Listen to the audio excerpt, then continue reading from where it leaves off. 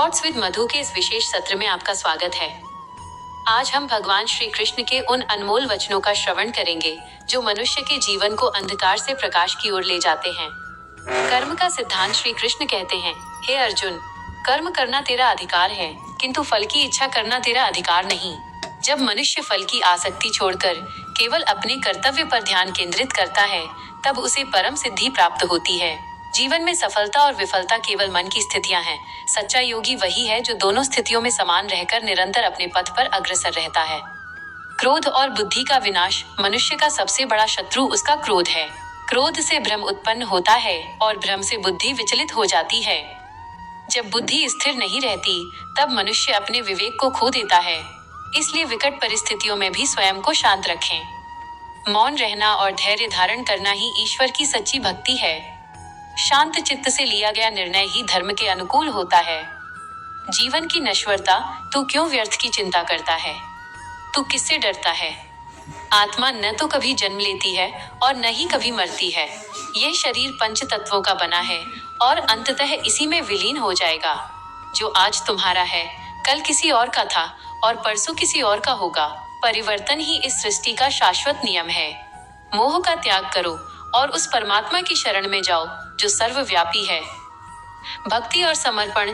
जो भक्त मुझे सर्वत्र देखता है और सब कुछ मुझ में देखता है, उसके लिए मैं कभी अदृश्य नहीं होता। श्रद्धा और विश्वास के साथ किया गया छोटा सा प्रयास भी तुम्हें मोक्ष के द्वार तक ले जा सकता है। प्रेम ही वह सूत्र है जो भक्त को भगवान से बांधता है। संसार के छल कपट से ऊपर उठकर अपने हृदय में करुणा का भाव जगाएं। सत्य का मार्ग। सत्य कभी पराजित नहीं होता। अधर्म चाहे कितना भी शक्तिशाली क्यों न प्रतीत हो, विजय सदैव धर्म की ही होती है। संघर्ष से कभी मत भागो, क्योंकि संघर्ष ही तुम्हें बलवान बनाता है। अपनी अंतरात्मा की पुकार सुनो, वही श्री कृष्ण की वाणी है। जो मनुष्य अपने मन को अपना मित्र बना लेता है, उसके लिए मन ही सबसे बड़ा सहायक होता है। परंतु जो मन के नियंत्रण में रहता है, उसके लिए मन ही उसका सबसे बड़ा शत्रु बन जाता है। अपनी इंद्रियों को विषयों से हटाकर आत्मज्ञान की ओर ले जाएं, क्योंकि शांति बाहर की वस्तुओं में नहीं, आपके भीतर बसी है। अहंकार का त्याग। अहंकार मनुष्य के पतन का मूल कारण है। जब मनुष्य ये सोचने लगता है कि मैं ही सब कुछ करने वाला हूँ, तब वो अज्ञानता के वश में होता है। वास्तव में सभी कर्म प्रकृति के गुणों द्वारा किए जाते हैं। स्वयं को कर्ता मानने के बजाय स्वयं को ईश्वर का एक निमित्त मात्र समझें। जैसे ही अहंकार मिटता है, परमात्मा का प्रकाश हृदय में प्रज्वलित हो जाता है। धैर्य और विश्वास। समय से पूर्व और भाग्य से अधिक कभी किसी को कुछ प्राप्त नहीं होता। इसलिए धैर्य रखें। जिस प्रकार ऋतु आने पर ही वृक्ष में फल लगते हैं, उसी प्रकार सही समय आने पर ही आपकी मेहनत का फल मिलेगा। ईश्वर पर अटूट विश्वास रखें, क्योंकि वह आपकी प्रार्थनाओं को सुनता है और जो आपके लिए सर्वोत्तम है वही आपको प्रदान करता है। क्षमा की शक्ति। क्षमा वीर पुरुषों का आभूषण है।